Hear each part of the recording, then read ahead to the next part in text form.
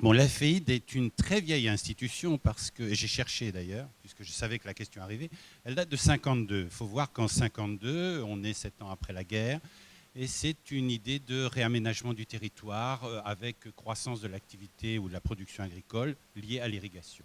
Et donc des grands programmes qui d'ailleurs se traduisent en partie à l'époque par la création de la SCP ou du barreau de Languedoc ou des coteaux de Gascogne, et il y en a eu d'autres, de ces sociétés d'aménagement, pardon.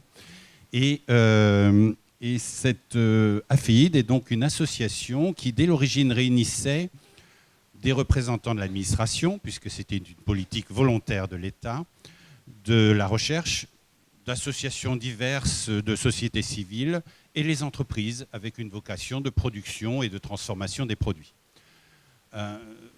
Donc c'est une association qui fait du partage d'informations, du partage, un peu ce qu'a évoqué M. Pontier tout à l'heure, du plaidoyer, de l'explication et de la recherche du bon modèle de production ou de mise en place de systèmes d'irrigation.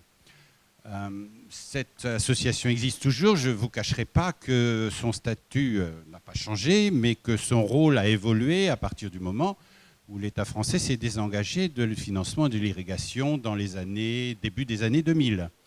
Et de fait, il y a beaucoup moins de financement par l'État, je suis un ancien fonctionnaire, je peux le dire, de systèmes irrigués volontaires avec un engagement très ferme au niveau national. Alors les régions ont peut-être parfois repris le relais, ça je ne sais pas, il faut demander au président de région, mais peu l'État. Ce qui veut dire qu'en passant, la FEID a changé un petit peu de ce qui lui a été reproché d'ailleurs, de centre d'activité dans ces années-là, et s'est fortement tourné vers l'international et a eu un rôle assez fort dans des réflexions à l'international sur les systèmes d'irrigation, mais toujours la même idée, production, recherche de modèles produisant dans des systèmes le plus économique possible pour les agriculteurs, une production donnée dans un endroit donné. Toujours cette même idée.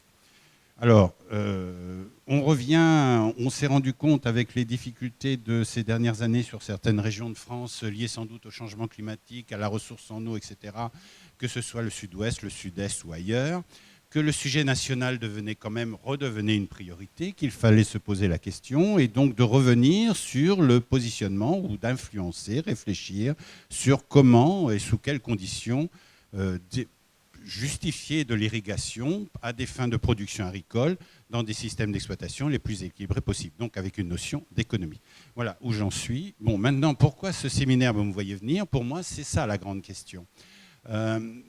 Et que ce soit à l'international ou à national, mais parlons du national, dans quelles conditions une exploitation répondant à des besoins industriels de transformation à l'aval, donc quelle est la demande du marché, peut-elle, pour répondre à cette demande, produire au maximum, d'une façon équilibrée, de façon de qualité? Et est-ce que l'irrigation a son rôle dans cette affaire-là? Première pour moi, c'est assez évident sur certaines régions, peut-être moins sous d'autres. Ça suggère d'ailleurs certains produits. On ne fait pas forcément les mêmes productions quand on est en irrigué et quand on est en pluvial. Donc, qu'est-ce que ça signifie? Et dans tous les cas, il faut rechercher ou justifier, ou faciliter des systèmes d'exploitation les plus économiques possibles pour les exploitants. Quand on dit ça, ça signifie bien sûr respecter les ressources naturelles, que ce soit l'eau, mais aussi les sols. Les sols ont été fortement détériorés par des pratiques culturales sur ces 30 dernières années. Moi, je ne vais pas revenir là-dessus. Puis de toute façon, il y a des gens qui l'expliqueront très bien tout à l'heure. L'agroécologie, pour moi, c'est bien cela. Il faut savoir que le système agroécologie, puisque j'ai travaillé beaucoup à l'international, on y travaille dessus depuis 30 ans à l'international. En France, on en parle depuis 10 ans, hein, et c'est devenu une politique nationale depuis 2-3 ans. Mais ce n'est pas nouveau, c'est connu.